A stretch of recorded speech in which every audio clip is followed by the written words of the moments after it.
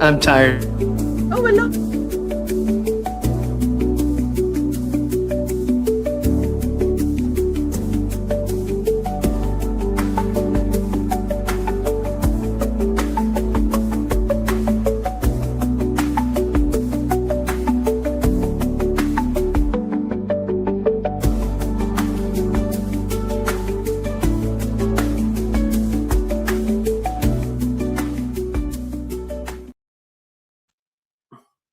Hey, We are hey. live. Yeah. Hello, everybody. If anyone's Just hanging here. out.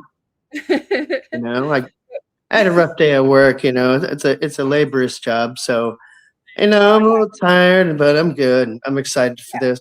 I just want to chit chat and have some creative thought. Yeah. Maybe bounce off some ideas, and Yeah. it Yeah. sounds No like worries. a good time. Yeah. Oh, hang on. There's a comment. I'm not very organized. This was a kind of last minute thing. Hey, Yeah. Rudy. How are you? Rudy's the numbers man. 11:13 p.m. Central. Hey, Violet. How are you? Well, let me check out where I can see the chat. No worries. I haven't been on for a long time. I've only just got my computer sorted out, so yeah, and just thought we'd come on and have a little casual chat. People are welcome to join us if you want. Hey, Susan King. Susan King's a fellow Aussie. Figuring stuff. She's lovely. Yeah, we're just gonna hang out and chat, and I think we need a bit of positivity in the community at the moment. Yeah. It's been a bit pants, hasn't it? We got Christmas coming up, and yeah. So no topic in particular. All right, just for fun. Hey, I'm just new at this. I can't really see the chat, but if you want to read out anything, that'd be cool. If you're okay with that. Yeah, sure. Yeah, I'll put them on the screen. That'd be good. Hey, thanks. So you're doing it on a phone? Yeah. Doing it. So I'll give a quick little introduction of who you are, if that's all right, Matthew. Yeah, sure. I mean, this is going to be fun. What are you going to say? So this is Matthew, everyone. He's a friend of mine. He's been on my channel before, where it was supposed to be like an interview, but it was just it was quite lengthy, and we both have ADHD, so lots of tangents and possibly hard for ADHDers to be harder for them to follow, perhaps. But nevertheless, that is us. Take it or leave it. Matthew is an ex-Scientologist. You were in for how many years? I was in for like 10 plus years. Probably like 11 or so as a Scientologist. But I was mostly a staff member. No, as a Scientologist, I was probably more in for like 14 years. As a staff member, it was like 10 or more. Yeah, wow. Okay. So you were public. Yeah, because you were public and then you went. I was public in between. Like I was a public for a year and I'd go back to staff, and it's a whole story. Yeah. And I guess for people that don't know as well, there's different kinds of Scientologists, isn't there? So you'll get the public. Oh yeah, very. They have their own little it's like a spin-off series. Everyone has their own spin-off series. Like you'll watch the public show and you'll see how public act. Public always act the same way, or they're treated for service, so they're treated with royalty, and most public wouldn't do shit. They would never help. They'd only help with cash. They'd only help with money. And there were some that helped, but man, it was like pulling teeth. And I had to be one of those recruiters sometimes. It was a pretty tough spot.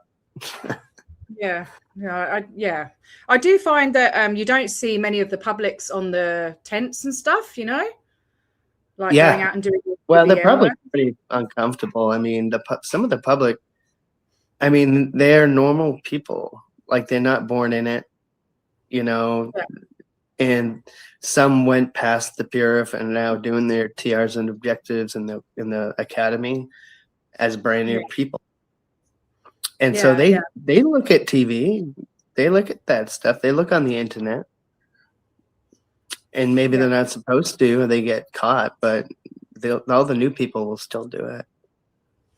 You know, they're going to hear it from people. And I mean, that makes a lot of waves. It's pretty awesome. Yeah. I think it was Christy Watcher who does the website. I can't remember what it's called. Scientology. I don't know, the website that does all the completions and stuff. It says at the top of there that 80% of people that go into Scientology do a couple of courses and then leave, you know? Yeah. How much percentage? 80%. Yeah. I definitely. Yeah. They're kooky. They're kooky, aren't they? I mean, Jesus.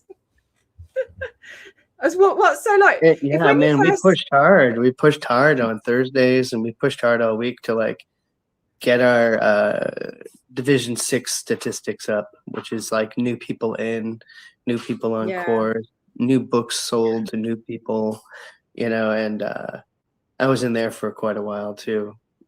Thursday is payday, isn't it? Thursday at 2. Dude, no, it was Friday, I think. Oh, it was Thursday at 2 because we used to say Thursday was 2 the worst day. What?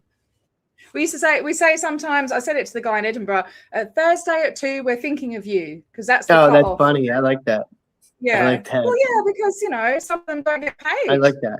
Thursday at 2 it wasn't 2 o'clock that was so, wasn't the worst part about Thursday. The worst part about Thursday was the staff meeting.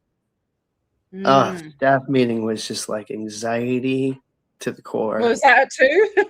No, that was late. That was like at 10 p.m. Dude, we'd be up to like late. It's supposed to be 6. You know? Yeah, right. It was such a serious environment. You know, we're all writing our conditions. We have to write our ethics conditions considering what the statistic was for the week. So if you were down if your statistic went down, you were like, oh shit, you know, I got to speak in front of everybody and tell them what the fuck I'm going to do to fix it next week. So that's another example of public shaming. It was fucking horrible. I hated it. It was so anxiety driven. And I didn't really have any control. It's public shaming, isn't it? It's publicly shaming people. Oh yeah. I think that's what I have to learn too. I have to learn some of the terminology because to see what the contrast is. I think that was good. You know what you just said, public shaming. I never thought of that. Yeah. And you know, that's a true thing. Yeah. You know, I know. Yeah, I mean, I've studied a lot about. I mean, I'm always studying about cults and the way they operate and how, you know, especially the mind control aspect. It really fascinates me and disgusts me at the same time. You know, it's just so awful. Yeah. Yeah, but I think that, you know, if you can learn about it, then maybe you can try and somehow unravel it. But yeah, public shaming is definitely a huge part of Scientology, but also it's a huge, you know, I think it's a really cool thing to talk about because staff meeting was dreadful for me. Yeah. It's dreadful. Yeah. To others, it wasn't. To me, I didn't know what I had then. I had no clue what I had. And I'm in a space, I'm in a mental prison where any kind of real help is forbidden, you know, because they're like, it's evil and they brainwash you on right away. And so I'm trapped thinking, oh, I have the right place. I'm in the right place. I'm on staff in the right place. This is great. Yeah. And you just, you know, I have to get my classes for that.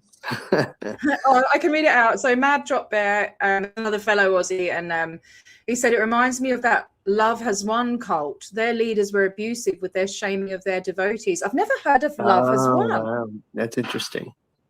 Love Has Won. Where's that based? Was that Aussie or in the US or worldwide? I haven't heard of that. Oh, yeah. Public shaming was a heavy role in Scientology. I've never looked at that before, and for you to bring that up makes me see things in a different facet, and that's cool. Thanks. Oh, okay. This is what I'm looking for. Conversation. Oh, I got loads of that, mate. Just pick away. Get that pickaxe and just chip away and see what comes out. I just don't want you to be like triggered or because I know how it feels. If I do, I'll say something. If I'm like, I'll say something. I mean, I've still discovered stuff about my abuse over the last 2 years from this community. That's why I value and love this community so much. I've discovered all sorts of stuff, and it has triggered me and put me into a bit of a spiral, and then I come back out again. But since having the shots, I'm a lot better with that now because I'm out of fight or flight. But you learn a lot about yourself. You did the shot? Yeah, I got the shots back in. When was it? That's amazing. Okay, because I know, I'm going to look at that, and I know somebody who might benefit from that as well. Yeah. I mean, it hasn't got rid of my depression, No, I understand. I understand. It's taking me out of that constant fight or flight, and where I was just burning myself out. That's really nice. But due to my situations, in my life and stuff, it's not easy for me to kind of take a break anyway. Which is what I need to do, like to fully utilize the effect of the shots. I would have to, take some time out and do some self-care, and I just can't do that. It's I do everything here. I just had to go and kill a fly because my son, he just can't deal with flies, spiders. I'm the spider killer. I'm the person who mows the lawn, cooks the dinner, cleans the house, does all the washing, goes to work, all the driving. I do everything. So I don't really, I don't really get a chance to do anything else. Well, you've got a lot of duty on your hand. Yeah, you've got a lot of responsibilities. Well, a lot of people have had a lot. I'm not looking for sympathy or anything. Just no, it's true. It's just truth. It's okay to be acknowledged. It's okay to be acknowledged. I know what that feels like, a little shy, but it's just okay. Yeah. There's a little bit of a delay, so I'm really sorry if I'm interrupting, Matthew, everyone. But there's a little bit of a delay, so I don't know if it's my end or your end. I think it's yours because you keep freezing. Okay, so I'm going to ask you a question, and then you're going to answer. Okay, ready? Sure. I love questions. Okay, so we'll see if there's a delay. It's a stupid question. I just want to see if there's a delay. Okay. What's your favorite fruit? I don't like fruit. It wasn't a bad delay. No, I think it's good. Yeah. Okay. That's a good answer too. There you go. Wow. I love grapes. Grapes are great. Hey, Mama. I don't mind bananas. I don't know. I have a bad cough. I'm sorry. Yeah, I've got a bit of a cough as well from all the fly spray. We have these disgusting flies in Australia called blowflies, and they're big flies, and they come out in the summer, and they're just gross, and they drop little maggots. They're just wow. Yeah, they're freaking horrible. They're disgusting. Hey, Peter Anderson, how you doing? Hey, if reincarnation exists and people become what they are this lifetime, that's a pretty nasty creature to become. Certain people deserve to be that next life. Mad. I got bitten by a horsefly yesterday for the first time, and it was horrible. Horsefly? Oh, yeah, they're really big ones, and they really sting. But I remember getting bitten by those as a kid. They don't drop maggots though. Horseflies. They're disgusting. And you know what? They're pretty tough too. You smack it and it just flies away. Yeah, they're pretty tough. Yeah, they're buggers. They're absolute buggers. I don't know. Have you got any plans for Christmas? Are you looking forward to Christmas? Absolutely. I never take vacations, so I'm finally taking a vacation. Oh, you are? Oh, that's lovely. Christmas, yeah. So that's pretty sweet. Yeah, we're heading to Georgia. Nice. Okay. Yeah, it's nice. So some time off. I don't have to think about my responsibilities, just me, my wife, and my daughter, and have a great time. She's 9 years old, such a perfect age. Oh, lovely. So great. Lovely. So great. Yeah. Oh, I'm so happy for you. You've got such a beautiful family. Your wife is just. I'm very fortunate. Very fortunate. Yeah. I can't believe I have this, you know. It could have been a lot worse. You deserve it, man, you know. I hope you don't think that it. Yeah. I know. I'm very thankful somehow I got out. I mean, my story, I should definitely say it again. I did say it once publicly with Natalie back in the day. But to say it again, you know, I could say it a few times because it's pretty whacked, you know? And it's like, I don't know if there's other people that went through what I did. You know, I don't know if it is unique. Exactly. I'm going to cough once in a while. Yeah, me too. I mean, there's so many people and they have all these different stories because there's, like I said, there's lots of different types of Scientologists. There's all sorts of different stories. But at the end of the day, it's the same system, you know? Exactly. Exact same system. Yeah. Yeah, they're still under the umbrella, you know. Yeah. Mama's is traveling to Savannah mid-January to meet up with a dear friend. That sounds great. Nice. Yeah. Nice. Yeah. We're not doing anything. I've got absolutely zero cash and we've got no family here or anything. Yeah. So we're just going to have a little quiet day at home, me and my son. Sure. Yeah. He doesn't want anything for Christmas. He tells me off. He goes, Mum, don't buy me so many presents. And I'm like, what's wrong with you? You know, yeah, he's different. He's different. I love him. That's great. It's nice to have, you know, a son so supportive. You know? So nice to see you, Kelly. We're just chilling out. We're just hanging. What does Susan say? When one has been abused in a relationship, it's easy to relate to a cult. Trust and being hypervigilant is a problem. Absolutely. Absolutely. You know, I told my story as well, but I can't remember if I took it. I think I took it off my channel. I was going to edit it. And I think it was in 2 parts as well. It's very long. Hey, Kelly. How are you? Yeah, lovely to see you, Kelly. I need to, now I've got this sorted, I want to have the wonderful Tori on my channel. That would be amazing. Absolutely amazing to have her on my channel. Yeah. I love her. Absolutely love her. And yes, Peter, it's wild.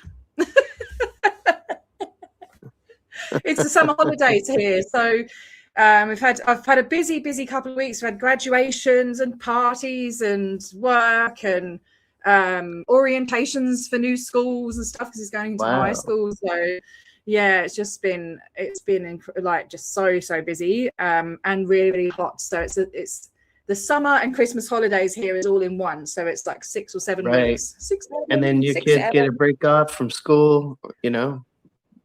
Yeah. He's finished now. So yeah. he's chilling out with the cat at the moment. Oh, me too. That's funny. My cat's right here. I'll see what the temperature is here. That's my kitty. Oh, your cat is so cute. Have you just got the one? No, I have 2. Hello. Oh, so sweet.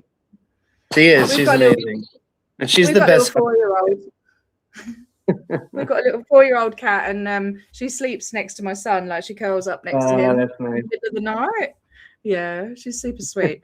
What's the temperature now? The temperature is great. I love the animals. 27. It's only 27 degrees here at the moment, Celsius. So I don't know what that is in Fahrenheit, but yeah. I don't know. It has been hot. Yeah. So, but I'd love to go on a road trip. I'll see because I never do it. Never do it. So it's going to be. Oh, I used to do loads. Yeah, I have to tell myself like, just be chill and let my wife control it. Like I just need to like let go, you know, and not be like, you know, my mind's gonna be moving, so I have to be like, okay, just chill, you know, enjoy whatever happens. You know? Do you find it hard to do that? Do you find it hard because of like the ADHD or whatever? I do. Like definitely, yeah. But at the same time, I'm crap at making decisions. So I like someone to make the decisions for me. But when if I'm working in a group, I hate working with other people on the same project. Yeah. Like on the same thing, because it's like there's like other minds and they're putting their opinions and they don't match with your ideas. and you're like, you're too fixed on your ideas, so and you're like, it's really difficult. Like, they're doing it wrong. If they just did it, like, just change this little thing, and then you're like, if they do it their way, you're like, really, I don't like it that way, and but if I do it my way, they don't like it, and you're like, this conflict, but thanks, Mad. I don't think that all the time. Yeah, no, it's hard. You know that it's your brain being annoying, and you just sort of have to tell your brain to shut up. But it's hard. No, it's true. It's absolutely true. Yeah, Mad. I will go for some more walks. It is a bit hot, but I might go down to Scarborough Beach and show everyone Scarborough Beach, because we do have the best beaches in the world here in Western Australia. I'm not biased or anything, but they are stunning beaches. Okay. Yeah. So we could go through some of your story if you want. I did actually, because that's cool. That's cool. I'm not like the best at interviewing, and I'm trying to. No, this is the way to do it. This is the way. Just let's like open talk. I'm not the best at interviewing either, but this is good. Just open talk. I did prepare some questions. You did. That's cool. I did. Nice. So we can give it a go if you want. Yeah, man, let's go. Yeah. It's quite deep, and I know you like. I don't know. I know you like to kind of. I think it's a bit deep. I don't know. No, it's probably. Like, I'm just thinking. I don't. See, I'm overthinking everything already, aren't I? No, that's all good. Yeah. We're a right pair, aren't we? All right. So, what was going on in your life when you first joined Scientology in Boston? I was living at my parents' house. I was upset with my friends. I think I just had recently at that time I had like a bad trip of acid. Oh, God. I did acid a few times, but that I remember one time was bad, and there was a friend in our group, and this is when I'm a teenager, I'd say probably 18, 19. That's a horrible time to do drugs. And that's the point where, when I look back, I think that was the environmental factor to my schizoaffective. It's definitely in my family in different shades. Okay. But I look at, that's definitely environmental. Like, that would add to it or help create it. Yeah, so it made a lot of sense. Even though, I don't encourage people to do drugs, that's for sure. But it normally develops around that kind of time, doesn't it? But I would have thought that exactly that's pretty wild too. Hallucinogenic, like, might have given it that little kick, Yeah, exactly. Yeah. And I was like 19, 18, and let me see. I think the first time I ever did it, I was 16. That's bad. Wow. Okay. Yeah, that's bad. You know what I mean? It's just like that's brain damage. Now that I'm an adult, let's just face the facts, right? And because your brain's not fully developed, and so if you're doing that, you're just playing with fire. Yeah, I don't regret it. I'm not like distraught over it. Maybe I am, and I don't even know it. You know what I mean? But like, I never talked about it, but I'm really not troubled that hard to talk about it. Yeah, and I mean, it was a long time ago, and when you're exactly. I mean, I was smoking weed and drinking when I was 14. I was pretty different in many ways. Yeah. And so at that time, I was kind of just on my own, and I liked to be alone. That's another factor. Yeah. I always like to be alone, and like I'd go in the woods by myself. I'd go drive somewhere by myself. I'd go watch movies by myself in the theater. And so I would get into philosophy. I really got into philosophy, reading about the Tao, and reading like some cool like Asian philosophies. Cool. I love the yin yang. I still love the yin yang. Such a great symbol. And I do reference that a lot, especially to my son. Yeah, it's a great symbol. Yeah. And actually, I have a haiku for that, and I'll post it tomorrow. Okay, cool. I love your haikus. I have a haiku dealing with yin and yang. Kind of funny. Okay, awesome. So when you were into all these spiritual kind of I remember like there was a really popular book at the time called the Celestine Prophecies, and anybody in my generation, like age, would know what I'm talking about probably. I think I've seen it, I think, but I haven't read it. Yeah, it was I never even looked at something like that before. So I'm like fresh eyes and fresh mind. And I'm like, wow, this is easy to read. Oh, wow, this is interesting. You could kind of, I would say now in hindsight, I was using my imagination and thinking it was real. Okay. Like, oh, I can see how this could be. And, Oh, Mad says, hang on. Yep. Where is it? Mad saying, I was always warned against that book. Yeah, that's cool. Yeah, you get why? I know. Was he a Scientologist? No, I don't know him. No. He was just saying that book was. Yeah. He was told it's dodgy. Sure. Do you know what I've been told is dodgy now that I didn't have any idea? It was The Secret. I never read it. Yeah, I just never read it. My friend was so into that, and I've been told that that's kind of a bit culty, and Well, I don't. I feel satisfied with my spirituality now, but it took a long fucking time, and maybe I won't be satisfied next month. And you know what I mean? But you'll know it when you know it. When you know you're comfortable about your own spirituality. Yeah, I've never been spiritual. Yeah, like I've just not. I'm very, very skeptical. I don't believe in anything. It's okay. I think skeptical is awesome. You should be skeptical. I'm skeptical too. Everything. Like I'm at the point. I still say it can all be imagination. It could all just be that.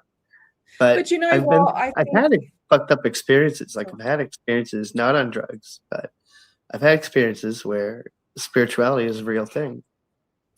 Yeah. And they're so personal but so weird that sharing them is kind of like I'm just asking for, people to be like, oh, that's weird.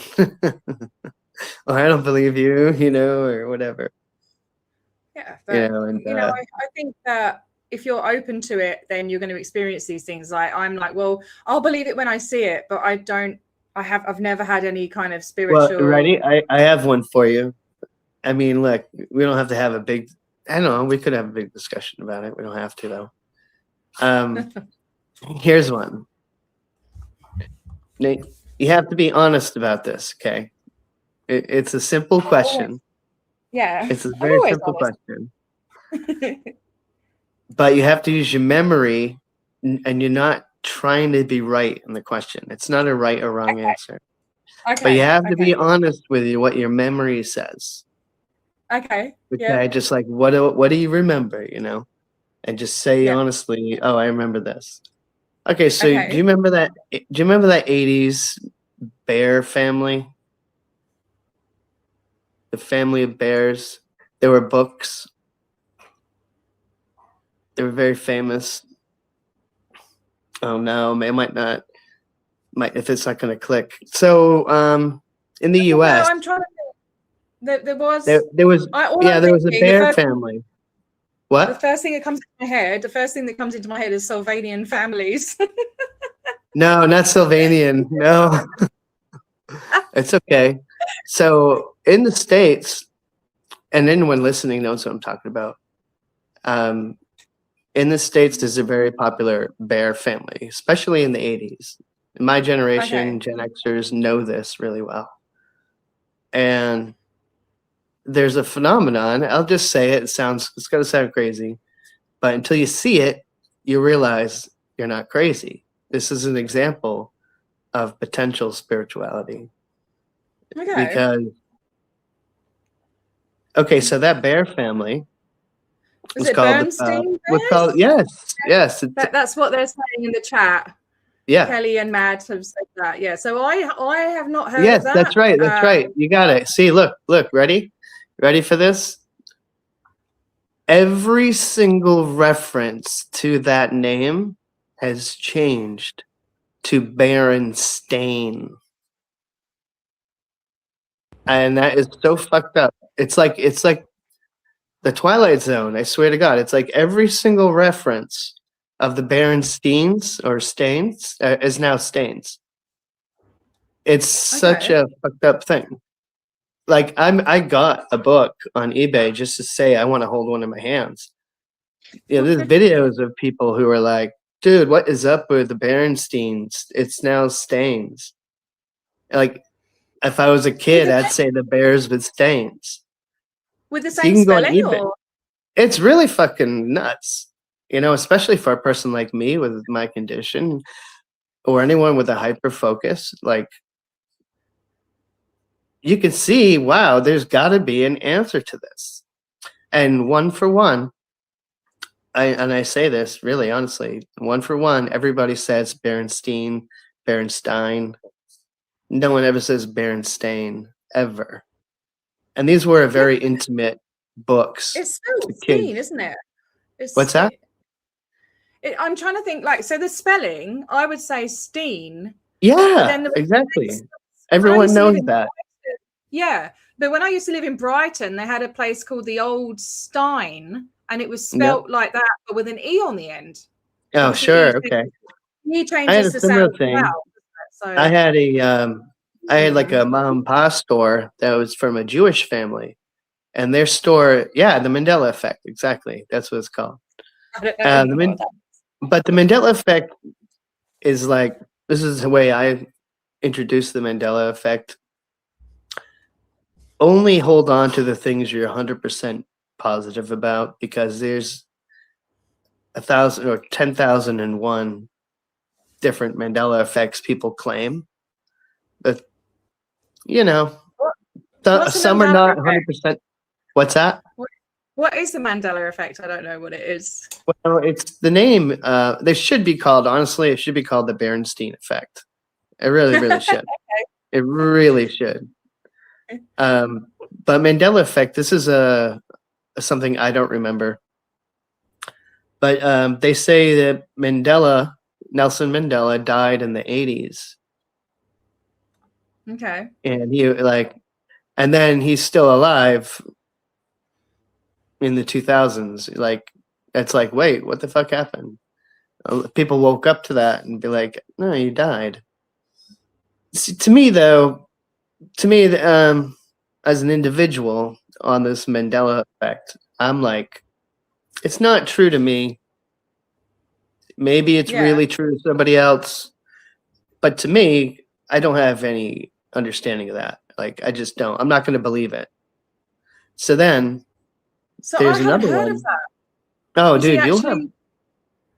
But was he actually alive or in the 2000s? I really don't know what the fuck's going on. Like, I didn't. So that's where Google comes in, right? Because no. I'm going to say why. No. Okay. I'm going to say why. The whole history has changed. It's the weirdest fucking thing. And I mean, any word clearer, like if Nora's watching or watches later, you know, any word clearer, you have to know it was Berenstein. You grew up that way. If not, that's cool. If you actually remember it being Berenstain, I would like to know, because you would be 1 out of 1,000,000. I would like to see that. And I joke not. But any other word clearers out there, or Scientologists who remember, or maybe even word clearing that word. Now, what's fascinating about this too is that there's. Here's Matt saying, look, the classic example is to describe to me the moustache man from Monopoly. Oh, that's a good one. That's a good one. I know what she's going. I don't know where this one's going. I don't understand. That's a good one. Yeah, that's a good way to ask it. So well, he's go got ahead, a round answer. face and a top hat and a monocle and a Oh shit. You and everybody else said that. He doesn't have a monocle. He never did. Ever. He does. He has to, because Jim Carrey did the thing with the did not pass go, do not collect $200 with the guy when he. Oh, no way. Where was that? I think. Let me look it up. No, you're probably right. Because listen, there's a thing. There's this thing called. Listen to this. There's a thing called residue. That's what people call it, where you'll find residue of the real name inside like TV guides or inside things like people will actually, when they type Berenstein, and you'd even see people on eBay. He's got a mustache. I'm looking him up now. Hang on. I'm looking him up now. Yeah. He's got a mustache. Yep. Like, okay, was there a certain point in time when he stopped having a mustache? No, he has a mustache. He always has a mustache. Always. That's a big. No, what did monocle. Exactly. No, you said he never didn't have a mustache. No, he never had a monocle. Per the Mandela effect. Right. Let me see. Can we see that? Oh no. I'm like 90% sure in my mind about that, so I'm not 100%. So I don't take it as a fact, but I take it as like close. Okay, so when I was younger, I used to watch the Four Turtles, you know, Leonardo, Raphael, Donatello. Oh yeah. And right. Yeah. And Michelangelo. What did you call that show when you were younger? What was that show called? Wait, say it again, please. What was that show called on the telly when you used to watch it? What was it called with the turtles? Oh, the Teenage Mutant Ninja Turtles. For me, in the UK, it was called Teenage Mutant Hero Turtles. Oh, and that's too funny. Right? Yeah, no, that's fine though. Look, but that is documented. Yeah. That's documented stuff. Like you can trace it back and say, oh, here's where it changed. Here's why they changed it. It's probably just they don't want the word ninja in there.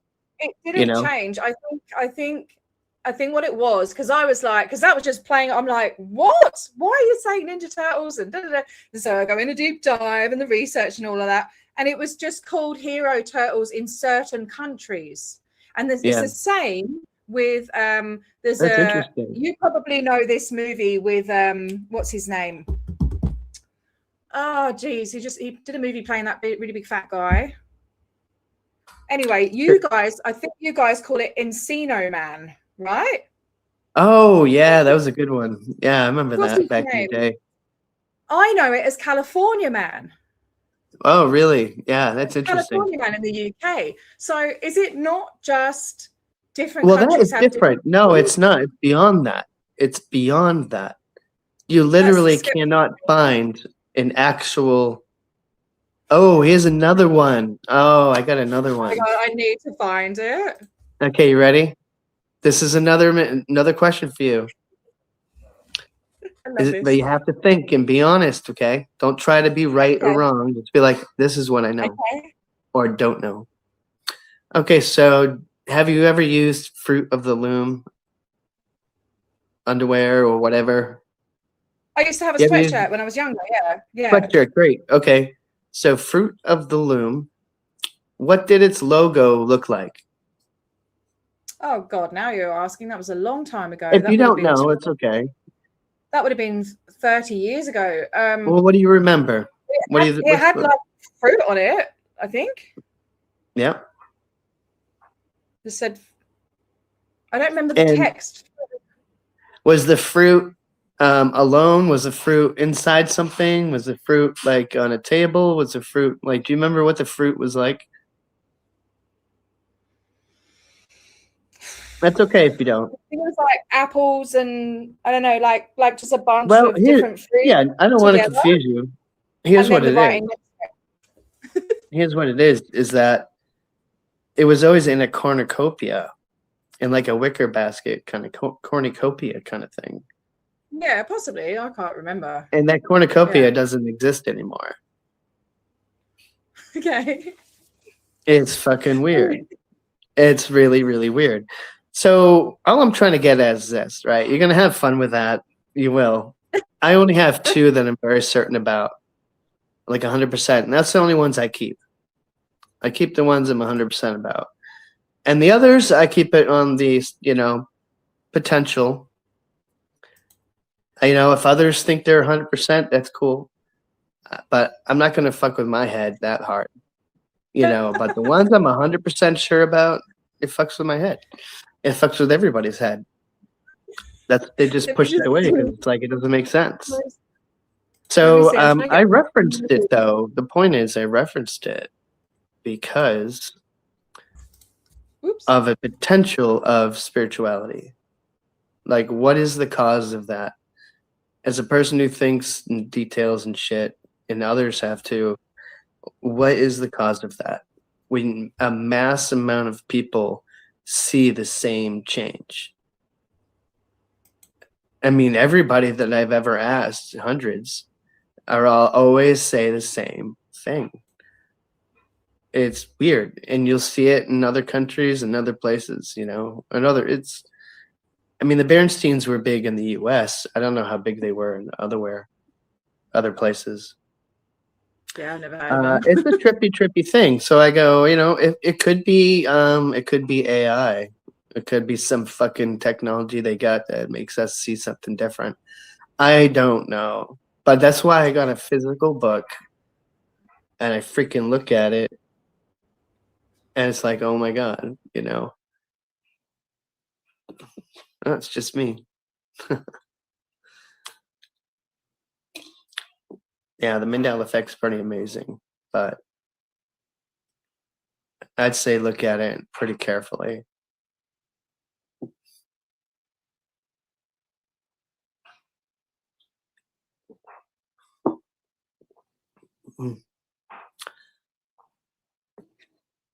Hope she comes back soon.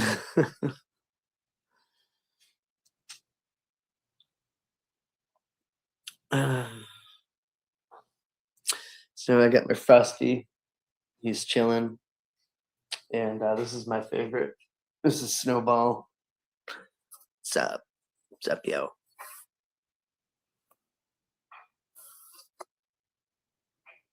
Yeah.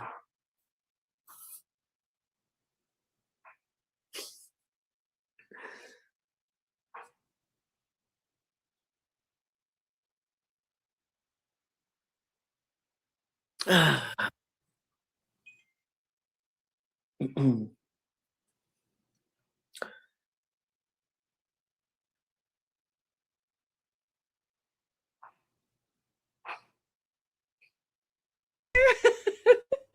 don't know what happened. I'm sorry. It's all good. No, it's all good. I just showed off my plushies back there. My wife's. I love this guy. This is Snowball. He's so cute. Oh, yeah, I saw them. They're cute.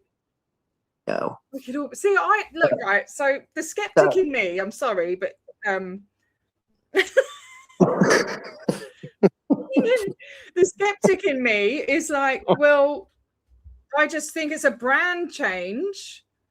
They've just changed the brand. No, that's the logical answer, and it is a very logical answer.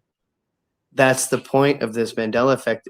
There is no logical answer, except, in my opinion, in my brain, I say it's either spiritual from God that says, yeah, I can fuck with things. I'm the master of this matrix, motherfuckers, right? But why would you pick the Monopoly Man? Because there's reasons. But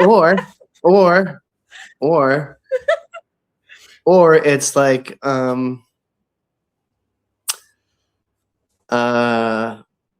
AI somehow, some technology that's really fucking with us. How can you see something physical though in your hands and it reads different from your memory? Yeah. Like that's fucking nuts. It's literally people could call it a miracle because there's no explanation. Some people will say what you said. Some people will say what you said, And that's not a bad answer. And they'll stick with that and not think about it again. But in my opinion, if you really think about it, how the fuck does that really happen to that many people at once? It's an eye opener, in my opinion. Yeah. Okay, if I was. Yeah. Okay. You know, there's an answer for it. After it's been around, I think, since 2013, 2014, when it really broke. And it's been an issue. I can guarantee you, I don't know this as a fact, but I can guarantee you that the Mandela effect have caused a lot of problems. I remember a lot of problems. I remember when I was fucking in it, like in 2014, and I was trying to explain to my family the Berenstain Bears. They wouldn't click. It wouldn't click. And I just was like, they just thought I was fucking nuts, which I am, but you know. You're not nuts. No, you're not nuts. I know. Do you think if people who have schizoid effective, isn't it? Do you think schizoaffective. Yeah, and I don't mean this to sound in any way ask away. Or anything. Just trying to understand. Yeah, please.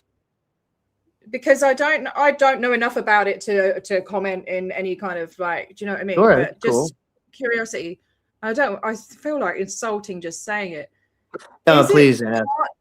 You know, is it partly like, is there a part of that condition that can make you delusional or paranoid, or would it feed there into is. that? Yeah, there is. Would it feed, and into that?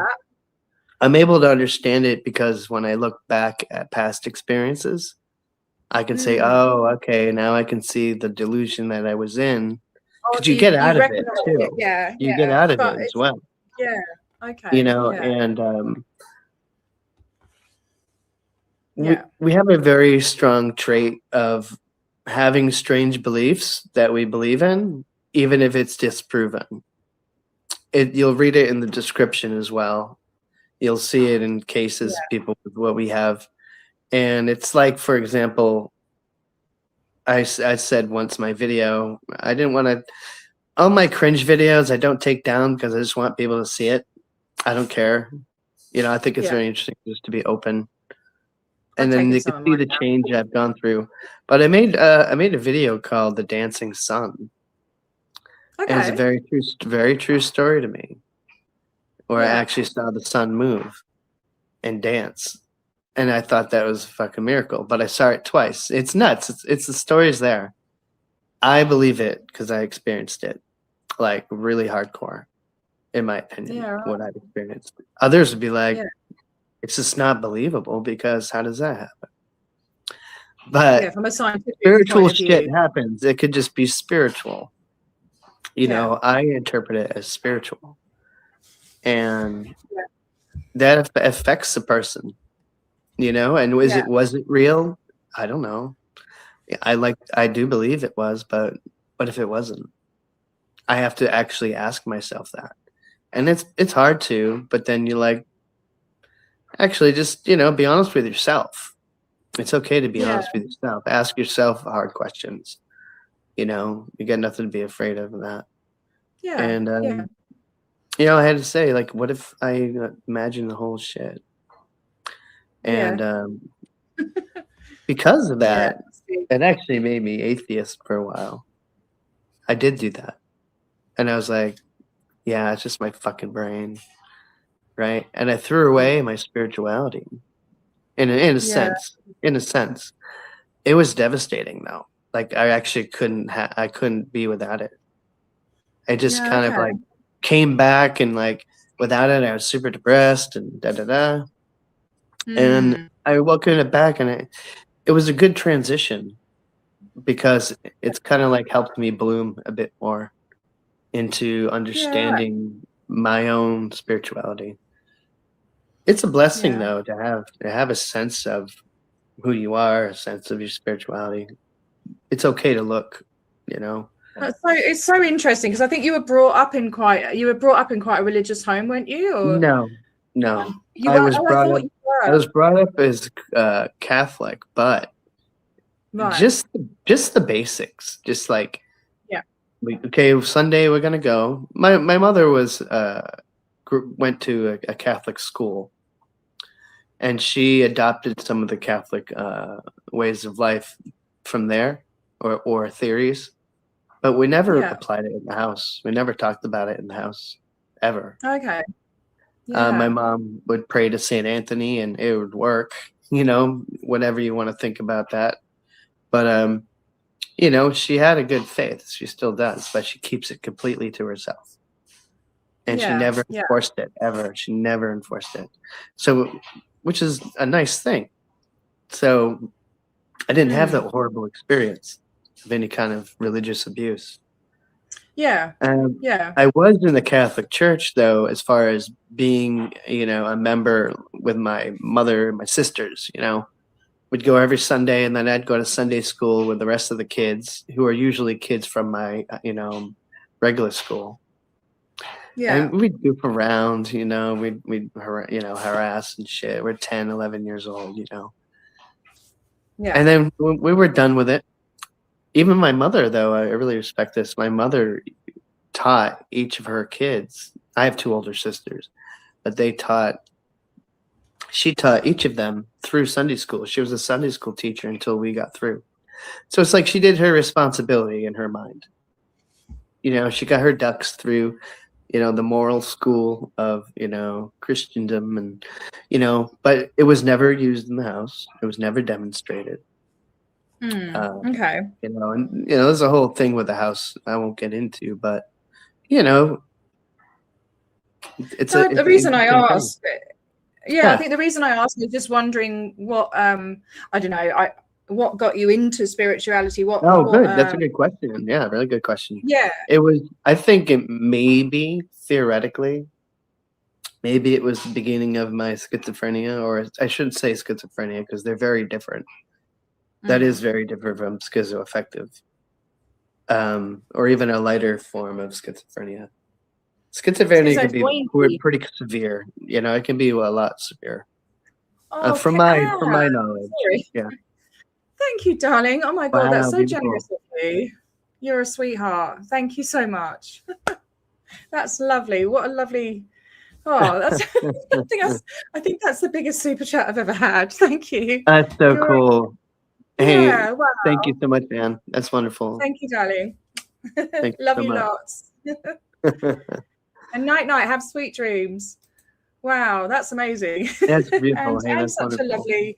Anne is a huge supporter in the community. She's lovely.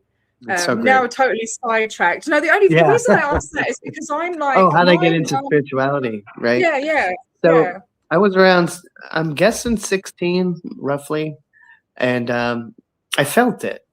You go like, wow, it's life. And I had these perceptions where you think deep, you know, just watching tall grass blowing in the wind, and you get deep thoughts. You know, I love the wind in the trees, you know, but I would always just space out and just enjoy thinking. I was like that with the rain. I love the rain. Forget about it. Yeah, the rain's amazing. The rain with the wind. Oh, poof. No, don't like the rain with the wind. No. Oh, I love it. I love it. It's too much. I just like, you know, feeling it on your fingertips, and even just like I would zone out and watch the drops going into the puddles and the rings and stuff. I don't know if that's part of the autism or I don't know, but yeah. Well, a lot of people enjoy that. It's usually, I think it's the way I look at it. The indicator is the extent of interest. Like a manic is manic. You know, like a real manic isn't just being highly interested in something. It's like fixated on it to a pretty hardcore extent that's above normal. it causes problems. It can cause problems. I've been there. Yeah. Yeah. And it's Absolutely. a psychological issue. It deals with the brain. Yeah. That's an amazing thing. Yeah. But we're aware of it, so we can, to a degree. I mean, I've always wanted to know how much we don't know. Like, how much of a person, like when they're in a condition, do they know they're in it? Do they know they're acting up? You know what I mean? That's where psychiatry helps. It's helped me, you know? Yeah, that's cool. Yeah, I've never used a psychologist yet. Yeah. You haven't? That seems really interesting. Like, I don't know if I'm aware of all of my traits. Like, I might be doing shit that may be odd to other people. I don't know. I just don't see it, you know? Well, you know, it's nice. I think variety is the spice of life, isn't it? Yeah, and I think that if we're all the same, it'd be a very, very boring place, wouldn't it? And I love people's quirks, and you know, just it's true. It's true. I think you're awesome. Keep being you. You know, I think I don't know, but psychology and psychiatry and speaking to people who have studied it and everything, obviously got degrees and stuff, I have realized a lot about myself. Yeah, I have to. You're right. Sometimes I get it wrong, you know. Sometimes I might get it wrong. Yeah. Isn't it nice though to actually get some answers? It's very validating, and then it's very validating as well. With like, I haven't had a diagnosis for autism, but definitely. I think you should. By the way, I think I can't afford it. I can't afford it. Oh my god. Yeah, my son has, but yeah, you know, my mom, my dad, and I only say that because it's nice to have a record of it, and it is validating. Yeah, it is validating. But when you know, it's true. You know, when you made an honest study and you know it, you know. Yeah, I've had a psychiatrist tell me twice, and I've had a psychologist tell me 4 times now, and that's I'm like, pretty validating. Hey, that's pretty validating. I have to, you know, she says you know. I think you'd really benefit from getting a diagnosis, because I do need quite a bit of support, you know, and I'm not. I don't get. Here's the point, though. Like, I know in a different country here, but do you get any kind of assistance that could get you? So we have Medicare. We have Medicare. Yeah. So even at the moment, I can't afford to go and see the psych. Really, just it's been a hard year. No problem. You don't have to get into that. I think it's only, well, it was actually last year. You know, ended up going to the UK 3 times. You know, because my mum got cancer. No, I have my annual trip, so we go there every year, which is all my tax return goes to visiting my family in the UK. Then my mum got cancer, so I was trying to save up, you know, just to have some money for my son when he leaves school, like maybe towards his first car or whatever. That all went going to see my mum, you know, to help look after her while she had cancer. And then, like, I think 4 or 6 months later, my dad dies, you know, and I'm like, oh, it was just so like, just been so thin. It's been shocking. Yeah, I'm sorry. Oh no, don't. I mean, really, that's heavy, you know. But I don't even know why I started saying that. Hey, you know. Hey, gonna one day.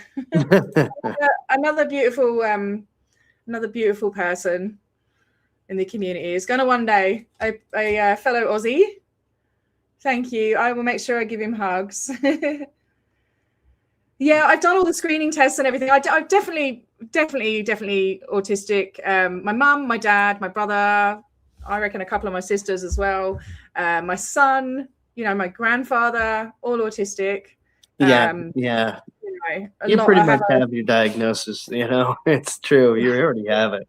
Yeah, I mean, I've got I tick all the boxes, and I definitely struggle. I might not seem as though I struggle with things, but that's the thing with females, you know, they present very differently, and especially as adults, because we've got these coping mechanisms ingrained as we've had to cope throughout our lives. And like, I'm actually in person quite a shy person, believe it or not. I'm very shy. I don't go out. I'm very, very worried about what I'm saying and upsetting someone, but also, like, for instance, with the school mums or whatever, everything they're saying is like so boring to me and so foreign and so like I just can't join their conversations. I you know, and if I do, I'll say something really weird and geeky, and they're like, you know, like. I remember I used to work on a cattle ranch, right? And at the end of the day, I was the only chick, and you know, I'd be out doing yard work and working with the cattle and stuff, and we'd have what they call a knockoff table, and it'd be this big long table. There'd be about 12 men and me. You know, I would all be drinking and stuff, all these cowboys and that. And they'd like, you know, Australia is mad for flies in the summer, right? And you're just constantly going like this and swishing the flies away and everything. And then somebody goes, God, these bloody flies. I wonder, why do they come after you like that? And I'm like, well, actually, it's because they're trying to collect protein, you know. And they looked at me like, all right, mate. You know, yeah. I've been there. I know what you're talking about. Because you actually have a fact. You have a detailed fact. Well, yeah, like, actually, hey, you know, you spit it out. Literally as well. Like they asked a question, and I'm answering the question, and but I'm the same with like humor. But you're supposed to do this, like, and not say anything. You know, you're supposed to be normal. I don't know, or whatever that is. You know what I mean? The social veneer. I'm mad. It's the Aussie salute. That's what we call it. The Aussie I'm joking salute. about that, by the way. Yes. But there's loads of like comedians that people find funny, and I'm like, I just don't find it funny. And comedy is the hardest one for me. There are comedies I like, but if you're like, hey, let's watch a comedy, I'm like, shit ain't gonna make me laugh. Because I look behind the scenes. I like look at the actors, and I look at the makeup, and I look at the, you know, the dresses and the, you know, the outfits. And like, if I can see they're not acting, like if it's all pretend, I'm like, I don't get engaged. I pull apart movies like factually. I'm like, well, that wouldn't happen because this is, you know, the laws of physics and stuff. Like I talk all the way through movies. I'm terrible. That's the ADHD as well, though. Like it's just, I don't know. It's There's a lot more things like sensory stuff and loads and loads of things. Emotional dysregulation, meltdowns, the lot. You know. The flies I like this, sorry. The flies are responsible for our broad accent because we try to talk without opening our mouths so the flies don't get in. My son's father was feral. He was an absolute bogan, feral, bushy Australian. And he would do like gross things, like his party trick was eating a cockroach, right? And he'd do it, he'd go like that, you know, everyone would be drunk or whatever. He'd go like that and he'd make sure the legs were like hanging out of his mouth. Like, it's just gross. And he'd... Are you serious? Yeah. Wow. And he'd like, if he had a fly up his nose, he'd just go snort it up. And he was disgusting. Oh, bless him. I don't know what I ever saw in him. No, he was a character. That's what I saw in him. Absolutely. I absolutely loved him to bits, you know, but such is life. But real rough as guts, as they say. So, I had some ideas to say about mental health. We've gone on a side quest, haven't we? We've gone on a massive side quest. Yeah. Yeah. Who's keeping track, right? All right. So just regarding mental health, excuse me, I think it's really important for people to at least get testing if you can afford it and all that. Like my work insurance at the time paid for it. And I was like, okay, you know, it all depends what plans you have and all that shit. But if you can get real testing, like I'm talking, my testing at the time was like 4 hours long. It was really thorough. I've got someone lined up. I've got a really good person that it specializes in female diagnosis as well. But I just at the moment I haven't been working as much. I've had like stuff going on at home and that, so I haven't I haven't been working. I haven't been working as much. I haven't got been able to save. But I'm hoping like when little fella gets into high school, he's going to like a a specialized school, so I'm hoping he will enjoy it, because he hasn't been going to school, you know. So once he's settled in there, then I can start working full time again and get some money behind me and get these diagnoses, because he needs another diagnosis as well. Lots of stuff going on. Yeah. But yeah, it's there's lots of stuff going on. Well, to those out there, you can go do it too, just like she plans to, just like I did. And it's not a forceful thing. Like, they give you an official, like, psychological diagnosis, you know, what they're trained to do. Obviously I went with my son, and it's an all-day thing. It's not something that's easy to diagnose. It's not like they just hand them out like everyone says, you know. No, the testing is very important. No idea. Yeah. Testing is very important, but you have to get real testing from a real psychological establishment, you know, and you'll be happy that you did, because it starts to give you answers. What I realized about the truth about psychiatry, which, you know, being in a cult, Scientology, they said it was basically it's like the equivalent of, it's like the worst thing possible. You know, I don't want to describe what they think about psychiatry, but they really steer you away from it. Well, don't they believe that they should all be murdered, basically, or R-worded, or I've heard. Well, they think they're the. All right, I'm going to be honest, right? Oh yeah, I know. They are the sole reason or cause for decline in this universe. They are the people that work at the implant station, right? Yes. Something like that, dude. Come on. This guy is so schizophrenic, dude. Yeah. Do you reckon he was on drugs, bro? He was on some drugs. Yeah. I think he was on some like speed or something, or something. His son said he was a drug addict till the end. I mean, he was doing pinks and greys. He was doing a lot of LSD, because if you think so, around the time where MK Ultra started, I think that was the same time that around that time period where Scientology kind of started, or died. The 50s, I think. Yeah, so there was a lot of LSD going around, I imagine. Very much. And two of his wives, geez Louise, it was Sarah, and who did he have after Sarah? There was a Polly, something like that. Polly and Sarah both said that he abused them and experimented on them with drugs and sleep deprivation. And he was very violent. So there was all that going on. He was giving his son amphetamines at the age of 10, like heaps, just kept giving them to see how, do you know it, like mad shit. Oh, Mary Sue Hubbard was the last one. Yeah. Hubbard had 3 lives. She went to jail for him. She went to prison for him. She was ride or die. Yeah. So there was a lot of drugs going on. And there was an actual first-hand account from one of the Apollo ladies. Who was it? I can't remember who it was, but walked in and said he had a chest full of pharmaceuticals and drugs, you know. Oh, yeah.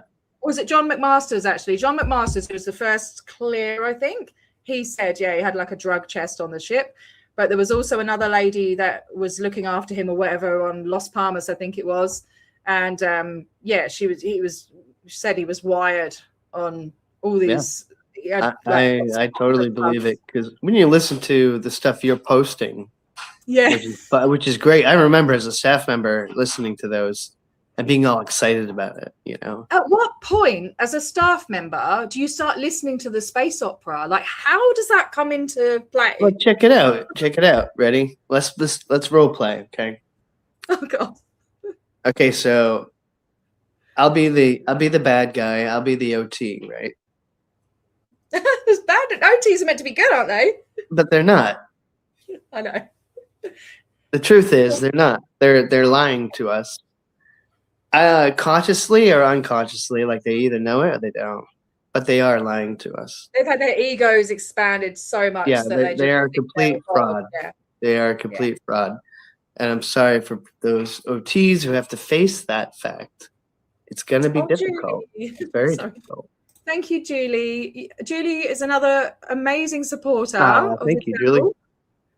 Beautiful soul. Thank you so much, darling. It feels like Christmas today. It's wonderful. It's wonderful. You deserve it. You deserve it. No funny comments because Gunnar One Day is driving. We don't want to make her happen.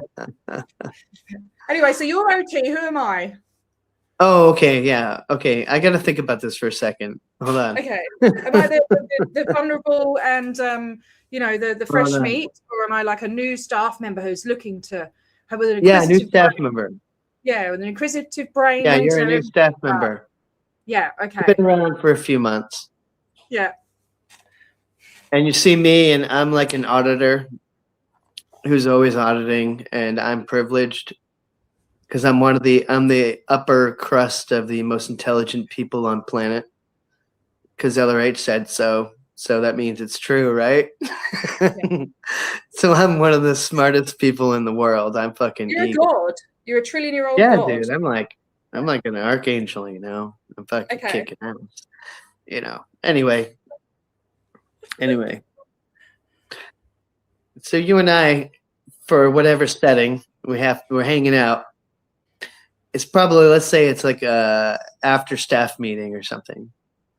And we're in like with other people, you know. So you look at me as like, and I'm an OT3 class 5 auditor. Oh my God. I'm starstruck. That's right.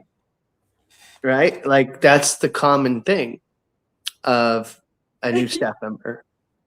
It'd be like starstruck. And I was when I was a new staff. And you go, whoa, they're OT3. What is OT3? Oh, I'll never find out. And you look on the bridge and you're like, oh my God, whole track. What's that? And dude, if you ask this guy to talk about whole track, he might like talk to you about history of man or pull out some fucking lecture, roll of earth. Oh. And dude, it gets sucked into it. I loved it. I was like, holy shit. And I'm like 20s, you know, I'm pretty naive. And I think I'm in the beginning of my stages of my, you know, mental condition, potentially. Yeah. And it's like, I really fell for it. You were loving it. Yeah. And I was like, man, this is amazing. And then you go, is this really true? After you listen to Roll of Earth, right? And Roll of Earth, for people who don't know, is probably, I don't know, out of all the ones I've researched anyway, maybe is Xenu in it as well? I can't remember. It's one of the most out there lectures, right? It's definitely drug induced. I mean, in my opinion, for sure. Anyway, where was I? Oh yeah. So I say, hey, check this one out. Tell me what you think later. And, you know, you listen to it. And then the next day on staff, right? You're like, oh, hey, I heard it. I'm kind of filling in what you would say. Sorry. But, you know, this is how it's set up. You would say, okay, you know, like, hey, I listened to it.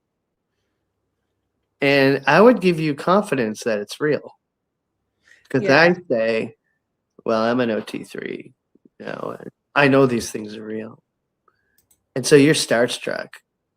Yeah. And you're like, whoa, they are real. These are real people. It's a real thing. Do you think you get sucked right into it? But I think maybe, do you think that, like, obviously if you're a new start, like I'm completely new. Oh yeah, it all depends on your personality, because you might even be like, don't show her that, and you might even be interested in it, and they don't introduce it. Yeah, they don't introduce it to you. It's not like they show you that right away. It's kind of like you. I think that. Sorry to cut you off. No problem. Yeah. There are a lot of kind of situations where people have been put into that brain, like brainwashed in a matter of like a couple of days even. Oh yeah. You know, so if you think, if you're a new staff member and you've been there a couple of weeks, so you even like in Lara FM said it very well, that as soon as you walk into that building, it's designed, it's like a Disneyland effect. Yeah, it's so true. It's like, whoa, you know, and it's all really interesting. I think I'm like, fuck, what the, you know, because I know the stuff behind it, but it starts from that very moment. And even Dianetics, and I'm supposed to be doing a series, I've got lots of different series of things going on. Yeah, you do. Where you look into the different mind control techniques and the brainwashing techniques that are actually in Dianetics. You know, a lot of it is power of suggestion. And then they're showing you all this stuff that they've done, all these for mankind and all of that. And it's like, you kind of like almost surrender your trust to them anyway, don't you? Yeah. You know, because like, these are awesome people. And then you see some VIP like walking, yes, I am the top Dianetics auditor and I saved this village. You know, this preconceived idea probably that they are maybe even imagining that they have a different way of walking and stuff. And this no, they're homo novus. They're above human. They're above human because we're evolving. Man, see, it really gets into the psyche, and it gets into role playing 100% because you're inventing. You're being delusional. He's creating delusional people. It's horrible. It's so creepy and so. It gets really dark. It gets just we know how dark it gets. Because the further they go down the bridge, the worse their life gets. Their money is sucked dry. But you know what? They're living a lie. They're living a lie.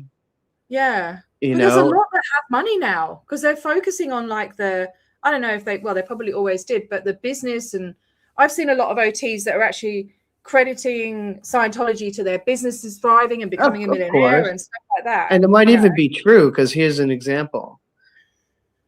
I just joined, and you're an executive to some carpenter enterprise, and I'm a Scientologist and I'm a carpenter. I just joined, and they tell me, "Hey, you know, I met you at the Oregon event," and they said, and you go, "Hey, yeah, if you you move up the bridge, you know, I can get you a job or something like that. Maybe not so direct, but it's a network." It's a network. Hey, I dedicate my life like 2 years later, right? Oh, I dedicate my life to Scientology because, you know, it helped me be successful. No, you did because I got hooked up in a network. Yeah. You just elevated me so that I do make money, and I give a percentage to Scientology. I give a percentage to you, whatever, as an FSM, whatever. And it's just, that's really what it is. In my honest opinion, I'd be interested to see what their actual their business courses or whatever are like. Well, because some of it's just common sense. Yeah, that's why I realized this after. Like, here's a trick too. Like, when you get in early, I learn all these administrative skills and all of these administrative terminology and actions in Scientology. And then you get out and you think you know something different, but you don't. You know, like it's all common sense. Yeah. It's very it's my experience. It's my experience. People have other experiences. Yeah. I don't want to speak generally. I just want to speak from my perspective. Yeah. I find a lot of it is like infantilizing, kind of like stating the obvious and common sense and you know. Yeah. And want to tell you one that's hilarious? Do you want me to tell you one that's hilarious? Yes, please. And fuck you, Scientologists. I'm swirling. I'm not saying it verbatim. Yeah, I'm gonna say it the way I remember it. So all right. Not bad. So he's like, this is like a big deal. And he even puts bold letters in some of the HCO policy letter. Breakthrough tech. Yeah, you probably know the one I'm talking about, or anyone listening knows what I'm talking about, if they know the reference. A powerful OT datum I discovered that if you know how something works, you can't be the adverse effect of it. So just like if you open up a can of peas or a can of vegetables, if you know how the can opener works, you can't be the effect of it. And that was kind of the extent of it. Like, if you know something, you can't be the effect of it. And I like, okay, like when you really get out of Scientology, like they take that really hard. Like, yeah, oh, it's a lot of long-winded, dude, it's so fucking oversimplifying stuff. Yeah. But making it sound like when you get out, and you just detach, and you get that like strictness off, like the strictness of keeping Scientology working and all that shit. Yeah, And you get that anxiety off, and you start to see like it's so fucking simple. Like nothing special. Yeah. And you see a lot of the sci-fi. There's a lot of the imagination. Yeah. It's so I don't know, it's obviously manipulative, but it's like it's very sad to watch, and it's very like it is sad. It's almost unbelievable to see that it's, like when first time I walked into the org, I was just like, fuck, this is actually real. Like these people believe this. And I as a massive skeptic, I don't believe in anything. I'm like, how does this happen? Like how, like just feel like you can just go like, come on, snap out of it. But no, it's deeply, deeply embedded mind control, brainwashing. And it's very sad to see. I don't know if you saw my live, when I went to do pay respects to Lisa McPherson outside the Perth org. No, I did not see it. Sorry. Yeah, that's all right. So it was on a Friday night, and that's their graduation night. And this guy came bouncing out of the org with this big certificate, and I went, "Oh, what did you get?" And I go up, and it was what was it? It was the Hubbard communication course. No, it was the Indoc. Okay, upper indoctrination course. Yeah. Yes. What is that? Well, I never got tech trained. Okay, I never got trained. Like I was not a good student, even then. Even with all that studied technology, I was a shitty student. I was a shitty student growing up. It's just part of my condition. But it's like, if you try to make me study something, I'm not going to be good at it. If I want to know something, I can go manic about it. Yes, there's the hyper focus. Yeah. It's not like I'm just stupid. It's just no, a brain thing. I can't. I've never completed I find it extremely hard to study. I actually find I can't actually read books. I find it very hard to read a book. I agree. The audio ones, or I just keep reading the same thing over. I can read. No, that's true. No, it's like the highest grades I got in when the finish of high school was English language and English literature. I can read. I'm not stupid. I just physically, mentally reading. I'm just like, woo. Yeah, I get it. Yeah. So the Indoc is part of. It's in the academy, and it's part of auditor training. Yeah, it's part of auditor training, and I think it is like. I feel stupid, but I think it's part of the TRs. Like it's a type of TR training routine where you have to deal with another person and look at them and shit. But please don't quote me. I feel really stupid. I'll look it up. But it was just if it's the upper indoc TRs, like if it has a title TR in it, I'll have to freeze. I'll have to get a freeze frame of it and see what it actually said, because sure. I think it might have said TR. I've seen the course pack 100,000 times, I'm sure. I just never got trained in the tech area, so I don't have any experience with it. Yeah. Have I seen you? Yeah, there it is. Yeah. I know your picture. What is are you under a different name, DB? I'm sure you sound like you've been here before, and I'm wondering who you are, because they put all the handles instead of the names. Mm-hmm. It's just really confusing. That is. Yeah, it's a TRs, and it's moving up the auditing training side.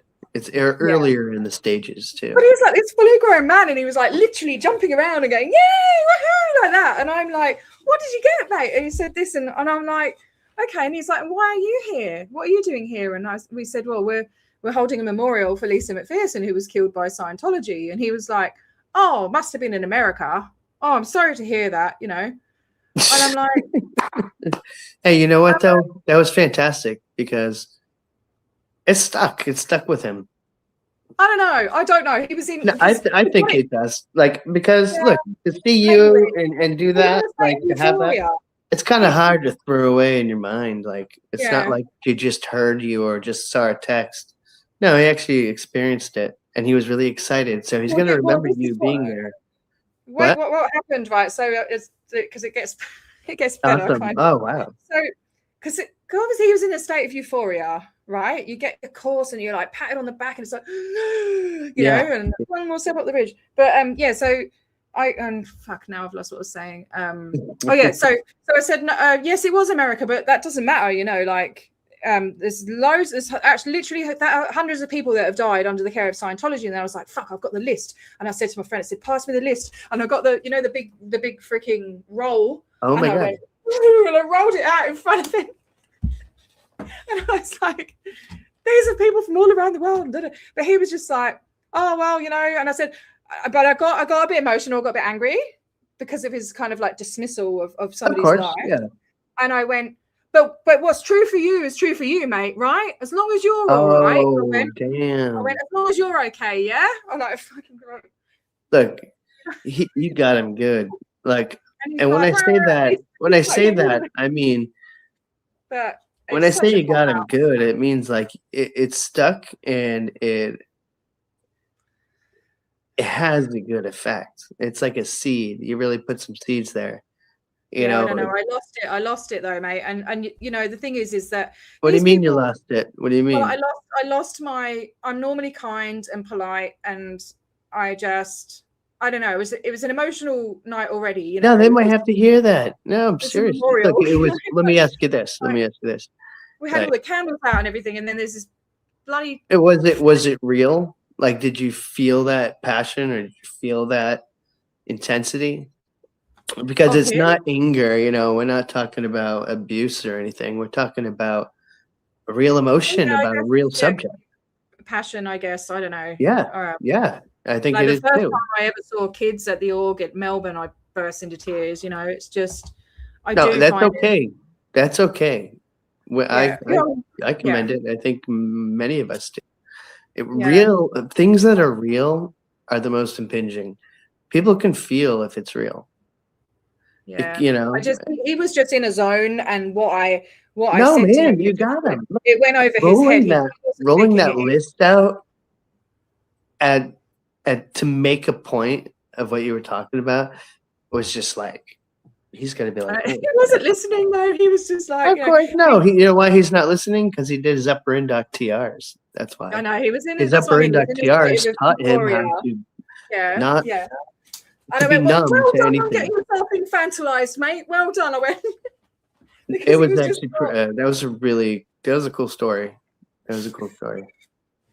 No, it's not funny, you know, but yeah. So I you know, I was not hard on myself. You know, I was trying to. When you're put on the spot, and you know, I wasn't expecting him to come bouncing out. Yeah. I don't know how to deal with that. So it's all a learning curve, isn't it? You know. You don't know. You can plan what you're going to say to people, but when you're in the moment, and you don't know how they're going to react either. So experience is always a good thing. When you get more experience, you get more wisdom, right? Yeah. So you know, we take it as we learn as we go. Yeah, I'm hopefully going to be doing more now that it's the summer holidays and I'm not working as much. You know, hopefully I'd like to go out there every Friday, every graduation. So. Oh wow! Hey, that's take some guts. You know, that's cool. Who do you go with? Normally I don't have anyone, but I did have someone that night. You should go with somebody. Yeah. Yeah, I've gone on my. That's why I don't do it so much. There's no. When I first started this channel, I was coming on every Friday, and it'd be a Voice Down Under. I had friends coming on and going live with me, a psychotherapist. I had Miriam Francis coming on, and you've got to keep up that regular weekly. Yeah. right. thing to gain interest Yeah, and gain exactly. subscribers and gain awareness, and I just haven't been able to do that, Same here. Same here. I'm Yeah, just like, you know what? It's not part of me, and yeah. maybe it It's not will. like, Like, I hate being on camera. I hate it. I know me someone's too. going to pick Me apart too. I this feel like a live. moron. I You feel like do. a moron. I probably look like a moron. No, I'm just kidding. Look, I know it's just part of my condition. I tend to talk down to myself. Yes. Yeah. It's just the way it is. Yeah. No, I hear you. Where's your titty cup gone? I haven't seen What? it since your titty cup since I took Oh, the Mickey yeah, dude. Yeah, took the that's Mickey out of funny. you. You haven't had it. You haven't used it again. I don't know, man. It was an awful cup, man. I couldn't even drink out of it. Those are his eyes, That's crazy. Oh, you're That's so Gnome funny. Sane. Sorry, Gnome Sane. Okay, I haven't seen you for a while. I don't think. Yeah. Okay, listening with headphones on. Oh, I see it now. See his name. So it's like a D and then a little face, D and then a little face and then a B. So it's a little face with headphones on. I like it. Oh, that's cool. I like that, Ed B. I like that face, man. That's creative. Yeah. First time I ever saw that. Yeah, me too. Hey, maybe you'll start something. I have to ask you a question that Mad Drop Bear's been asking. I think I know the answer, but he's asking you. So Mad Drop Bear. Oh no, this isn't the question. Hang on. Mad Drop Bear used to work in Narconon in Melbourne, and he's wondering if they ever put you in Narconon. No, never. What I did was when I was, I never finished that story. The very first thing we're talking about, right? About how I got into it. So I was kind of like at home. I was working at a temp agency, and I always worked. I always worked 40 hours. Luckily, that's my biggest accomplishment. Right? Okay, I'll shut up. I'm not talking down about myself. So anyway, it's an accomplishment. A lot of people can't do that, Okay, yeah, I started working, I think, at 16. Listen, if you're gonna compare yourself to all these standards that other people have set, like I know it doesn't matter. Like fuck them. It's because I know I have an audience. It's your story. It's your journey. It's your life. Like, yeah. Yeah, it's a little stage thing. Getting used to it. Yeah. All right. So, and I think it's cool to just be yourself. It's very therapeutic. Yeah. Yeah. Even when I cringe, it's okay to cringe. So I can cringe with you, mate. We can cringe. That's we cool. can cringe at each other. It's all good. You're not the only one. I've got conversations in my head from decades ago that I still cringe about what I've said. Like, yeah. That's funny.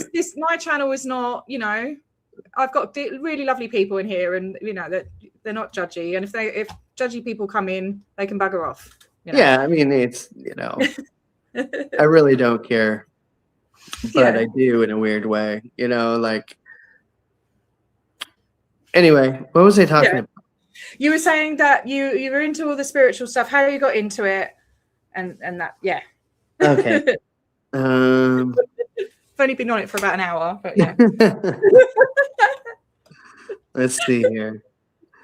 Shit. So the guy asked that question. Part of the question. Yeah. Oh, Narconon. He asked about Narconon. So what happened was I stopped hanging out with my friends, and I was still smoking weed. It's very therapeutic for me. But the way I got into Scientology with a phone call, because I bought the book. It's a long story. It really is. But to try to keep it short on this, I got asked to take over an apartment, a room that belonged to a Scientologist. There was like 4 other Scientologists there in that small apartment. Yeah. I had 24 hours to answer, and I'm like, out of nowhere, I'm just like, you know what? I'm gonna do it. Like I got the courage and something, I was like, this might be what I'm looking for. Yeah. I felt pressure from my father, not hardcore, but, I felt pressure like, hey, I got to find a career. Like, what the fuck am I going to do? Yeah. My sisters are successful, and I'm like, And I felt that pressure growing up. It seems to be very much like that in the US, where, you know, you're supposed to go to school, go to college, get a job, and as a man provide, like get married and be the provider. Oh yeah, and all the whole cookie cutter thing. Yeah, that's kind of gone away now. That's fallen apart. Yeah. You know. God, I moved out when I was 15. Like my parents didn't give a crap about what I was doing. So yeah, I can't imagine that would have been horrible. Like, well, not horrible, but yeah, no, they weren't. But it wasn't bad. They knew I was not a good student. They knew I was, you know, different in whatever way. But, and I never got shit for that. That's cool. Overall, my parents are very good. Yeah, I didn't mean it like that. Yeah, sorry. Yeah, that's all good. I don't want to start talking about my parents now. So anyway, I said yes, and I went right to Cambridge, Massachusetts. If you know Cambridge, it was right across from TT the Bears and Middle East, which is a great music venue and a bar. I was right across the street from it, and I was above Hi-Fi Pizza, which is the pizza joint. It was the coolest fucking pad. Like, I really loved it. You know, here I am living in my house in Taunton, not really hanging out with my friends, and being alone, being very alone, like feeling a depression. I'm always alone, you know, especially in my young age, you know. And boom, going into the city, I was like, holy shit, like this is awesome. But I was also nervous. And I felt that staff was my anchor to stay there because that was my job, you know. And I was naive, you know. I didn't have experience that I should have. Yeah. Did I answer the question? I don't even know. No. Uh-oh. You're getting quiet. So you got into the apartment. Your audio changed. Your audio changed. Can you hear me? I can, but it's different. It's like lower. Oh, yeah. Or like not on. Like. Can you hear me now? Testing. 1, 2, 3. No? Well, hey, to be honest though, I gotta wrap up because I don't want to go past 2. Unfortunately for me. This is great though. I could talk for another few hours, but you know, I gotta. Sounds like the mic's in the other room. Okay, hang on. Fucking thing. Is that better? No. I can like hear you, but it's faint. Okay. Is that better? Hello? A little. I mean, I can still hear you. I don't know what happened, you know? Okay.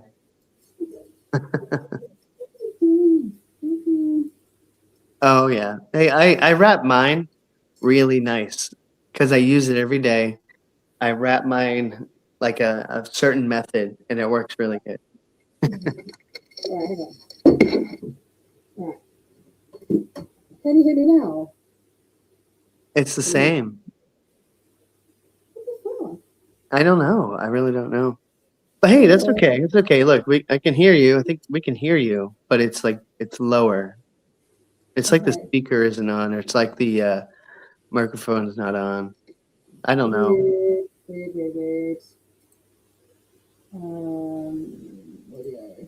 Audio. Reduce mic background noise. Blah blah. Is that better?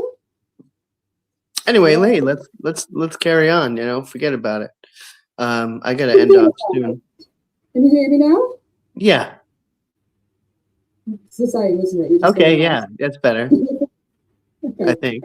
Now, what happened? I saw like a little message came up and said your mic has disconnected, and I'm like, oh, what? yeah. And then I'm looking at my microphone, and the bit is all like, oh, you can't see it. This bit's all like booted. Look at it. Mm. Like bent because it's It's an annoying design, so it goes in there, but it's constantly Oh, bending. yeah. I'm gonna get That's a different faulty. mic. That's faulty. They should have engineered that a little different, don't you think? I hope I'm not too Jeez. loud now, so I'll plug this into the speakers. That's all good for now. That's fine. Hey, so Long story that's why short, I we're never doing went to Narconon. When I moved, I stopped using everything. I just didn't want. I didn't do Right. anything. I just smoked cigarettes. I was like Yeah. a pack to 2 packs a day. Yeah, because you're not supposed to do drugs, but you can smoke like.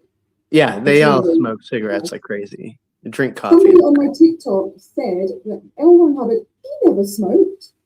I'm like, oh no, you mental. Dude, You can't be a true Scientologist. Uh, There's videos. There's a video. I've been trying to find this video. There's one where he comes up to the camera, I think with a cigar in his hand. He does yeah. And the one, I think it's the last photo that was ever taken of him as well. He's got a cigarette in his hand, like on the desk. Yep. So, yeah. But yeah, so you weren't in Narconon, but you did end up in I just and I did the Purif like everyone else does.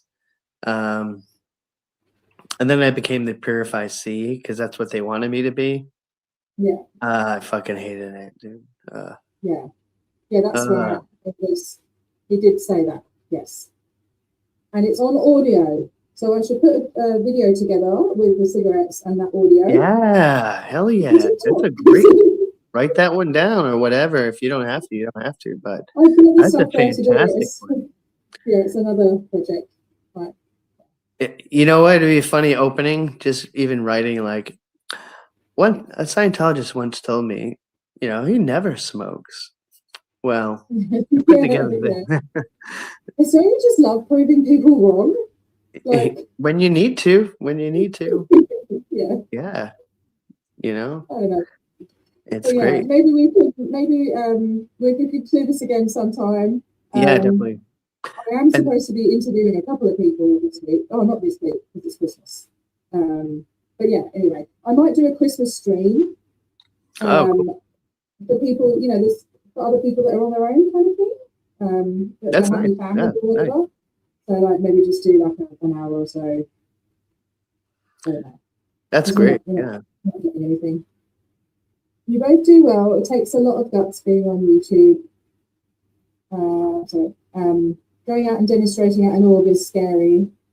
I find just reporting about Scientology scary. You do get kickbacks, experience that. Yeah. And and I just want to address something. There is a few things going around about me and one of my friends. People saying that I am trying to break up the Clearwater movement. I just want to say that is categorically not true. If you need to say that. But I never heard anything. Plus, judging by the man himself has said that on a live stream. Jeez. Yeah.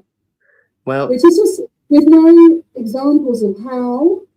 Just that statement, and I just want to put it out there that it's absolutely not true. I've got better things to do with my time, and also that I don't do anything because I don't organise big protests where there's 20 people every week. I don't do anything.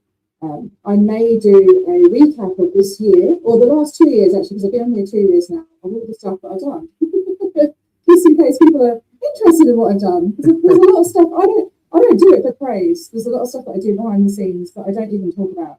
A lot of letter writing, and scouring through stuff and intercepting things. Yeah. So anyway. Well, cool. I'm not blowing my own trumpet, but it's kind of insulting. It's well, yeah, it doesn't matter. Like you say, it doesn't matter. No, I can understand that feeling. It's not nice having someone say something like, I think that's part of ADHD as well. Is it RSD, the rejection sensitivity, something? I just want you to. I just want you to remember that you are an effective protester against Scientology, and it says a lot. You're gonna have people do shit. Yeah, not a lot. You're gonna see that, and just remember, you're an effective protester. You do a lot of Yeah. good. Yeah. You get nothing to.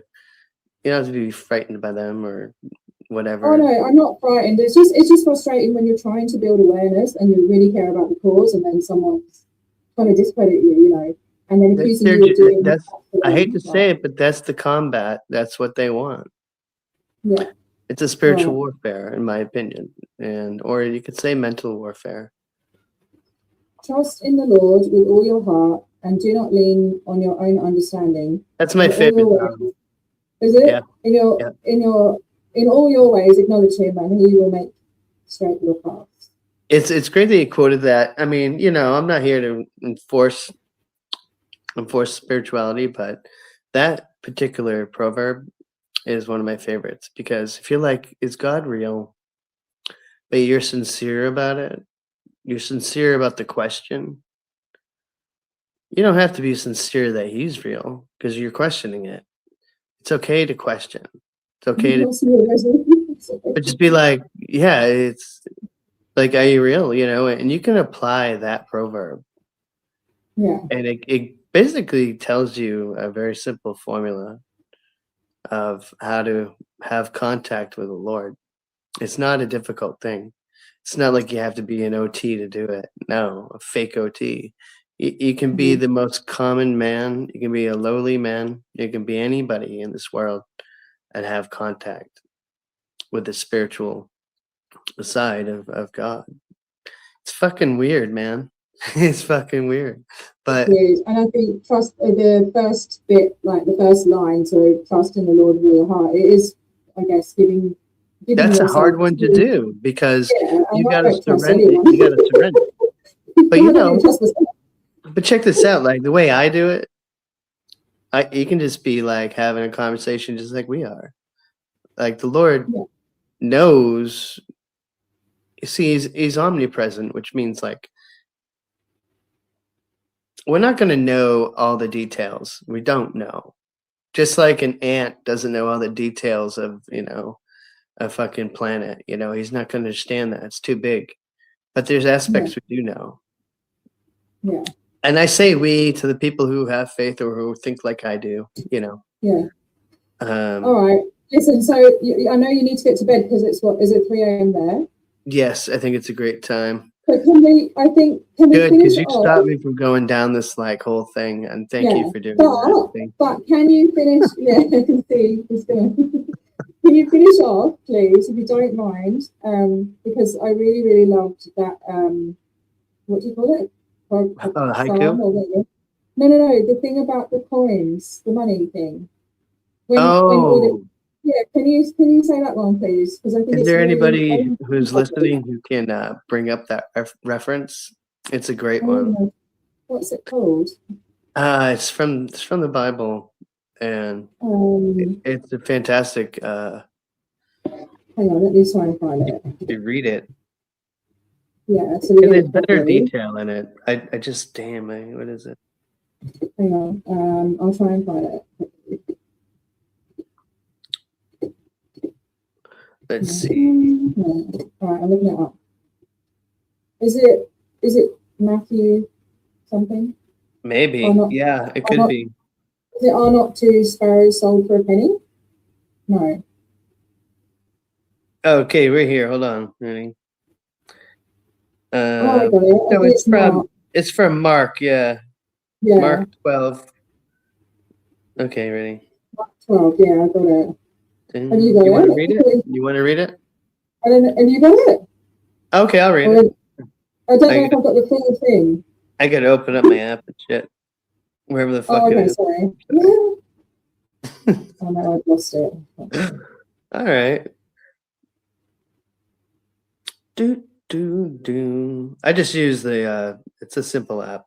I think the way you said it though it was better. What? I think the way you said it yesterday was better. Yeah, probably. I think I did. Probably did. I'll read it out. Hang on. I'll read it. Okay. Right. So, then a poor widow came in and put in 2 very small copper coins, worth less than a penny. Jesus called his followers to him and said, "This poor widow put in only 2 small coins, But the truth is, she gave more than all those rich people. They have plenty, and they gave only what they didn't need. This woman is poor, but she gave all she had. It was money she needed to live on. And I think that was just such a good point, you know. And it's really, like, it's humble. See, there's a thing that people don't understand. Why do I say things so broadly like that? I don't know. But look, there's a thing that you're analyzing yourself too much. You're analyzing yourself too much. There's a thing that sometimes people just, I think, forget, or it's not popular, it's not shown in movies enough, or whatever, is being humble. Like being content with what you have. Yeah. Yeah. You know, and investing instead, like investing that extra energy into whatever, you know, whatever. But it's very valuable to feel humbleness.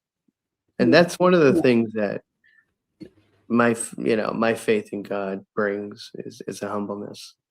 Yeah. Yeah. It helps me to do that. I think it's a really beautiful passage. I might actually make a little short about it or something, because that's cool. The Jesus stuff, because No, man. Hey, you go. Listen, you go like this. I want to tell you how real you can be. Forget about church. I'm sorry, guys. Whoever's churchgoers, I'm not. No disrespect to Jesus or anything. I respect everyone's religion. No, man, no. Listen to what I have to say. Right? Yeah.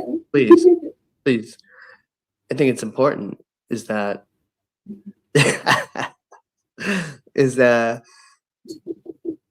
I'm going to give you an example. It's a little embarrassing, but I'm going to give you an example of how you can talk to God, or how you can talk to Jesus, or whatever. And this is coming from I'll role play, and this is coming from a person who doesn't have, a trust or faith in it from experience, right? I'm still listening. Yep. So, and this is just little old me giving you an example. So, anybody could literally be like, especially if somebody wants to know or has a reach for it, but whatever. If you can just, the key is sincerity. I can sincerely say, God, I don't believe you exist. I can say, God, I would love for you to exist because it sounds pretty fucking cool, but I really don't think you do. But if you're being sincere and you feel like you're directing it towards him, even though you don't know if he's really there, like you feel that truthfulness coming from you, that's all you need. Seriously, that's all you need. And then it just goes from there. It just goes from there. I wish I was spiritual, because like you say, when you kind of let go of it and then you miss it and you've got it back, and it's fulfilling. And like, I think being content as well is like such, I think that really it's the ultimate. We live in it. Is to be content, isn't it? It's not promoted, because if people are content, they're not going to buy things. They're not going to get the latest shit. I don't know. It goes deeper than that. But when you personally can feel a sense of humbleness, not holding yourself up high all the time, like you're above anybody, and studying what being humble really is. What does it feel like? It's nice. It's really nice. I think it's nice.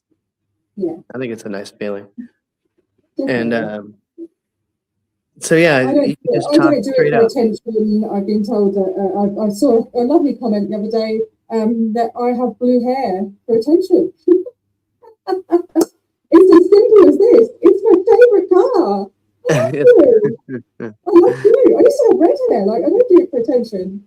I don't need to I don't go out anywhere for anyone to see it. And I'm happy, the hardest part though, the hardest part when it comes to like faith for me, I think it goes for a lot of people maybe, but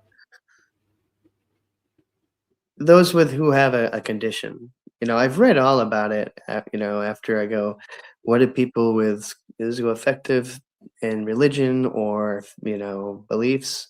They have an issue with it, and I have to acknowledge that. I have to say, okay, but then I just kind of say, you know what though, like I know what I know, and well, I experienced not know what I know, but it's like I experienced what I experienced, and I adopted. You know, it is what it is. Yeah, I think It's really wild. It's a really wild thing. I you know. Yeah, I think you're very self-aware, which is you know, if you're self-aware and you're keeping yourself in check or whatever, you know, like I think maybe that's what people might worry about. I don't know the conditions and things, you know, that makes sense. Hey, look, there's a billion. There's got to be more than a billion viewpoints of like what is existence. Yeah. Nobody fucking knows, but a lot of people think they do. Yeah. But there's just too many contrasts. So many contrasts. So for me, there isn't. What? For me, there isn't. Yeah, exactly. You believe you are 100% right, and that's okay. Oh no! Well, I don't know. Oh, okay. Well, like you have your belief. Yeah, I believe in science. Well, see, science is a good answer, but however, science has changed over time. If you say science based on observable facts, that's cool. No, can't question that. But a lot of the sciences are based on theoretical sciences, are based on mathematical equations and probabilities. Where it becomes adopted as true because it makes the most sense for them and for people. You know, it takes away the spirituality in some things. Whatever. You know, doesn't bother me. You know, people are gonna think what they want and do what they want. It's all cool with me. I got my own. Absolutely. Yeah, I got my own shit. You know, I got my weird shit. It's business, really, as well. As long as you're not hurting anyone, like who cares what you believe? You know, as long as you're not hurting others, like yeah, I don't go to church. I don't do any of that. I just I have my own faith, and that's all you need. It's all you need. Yeah. And when you had that program, I've got to go. Sorry. I know, no kidding. It's getting late. Hey. I need to. Listen, man, really fun, and thanks for talking. Thanks for letting me. Hours and hours, yeah. Anyway, but yeah, we'll do it again sometime soon. Maybe we'll do like a proper structured. Maybe we'll do a proper structured one. Yeah, we'll go over an actual subject. That would be hard. I hate structure. Maybe we'll see. I want to go over some ideas about T-shirts or funny things to write to protest. Okay. There's a million ideas out there. I mean, we don't just have a few. Like if we got some really creative shit, funny shit, or impinging, you know, it'd be nice. So one day we can go over ideas for that. Yeah. I need to get together with Holly as well. Yeah. You know, to get some. I don't know. I like having. So another thing I do at protests. Sorry, I'm trying. I haven't seen Holly in a while. I miss her. Yeah. Is I like to print out the policies and actually go, you know, I don't know, you can't see it. Like, okay, so for example, I got the policy on safe pointing, and I'll send that, like, if I email, like, for example, a few weeks ago, I found out that the volunteer ministers were having a regular spot at a park in a certain suburb. So I'll write to the mayor, do a big long email, and I'll include the safe pointing policy, the public image policy, and the Department of Government Affairs. So, just to show what their motive is, what Hubbard's ideas were about infiltrating the government. You know what I mean? That's pretty awesome work. I mean, that's pretty good. Pretty good. With an email attached to it, explaining all the front groups, giving examples of people that have been through abuse in Australia and other places. Like I go right into it, you know. Awesome. Hey, I don't want to be rude, but I gotta get going. I have to go. Lovely to see you, Matthew, and thank you Hey, everyone super for being fun. here. Thanks, guys, for being here. Please subscribe to Matthew. I'll do some links in a minute in the description and stuff. And yeah, and just be kind to each other. You know, it doesn't cost anything to be kind. All right, mate. I'll see you later. Bye. Bye. Thank you. Yeah, get some sleep. Bye. Bye.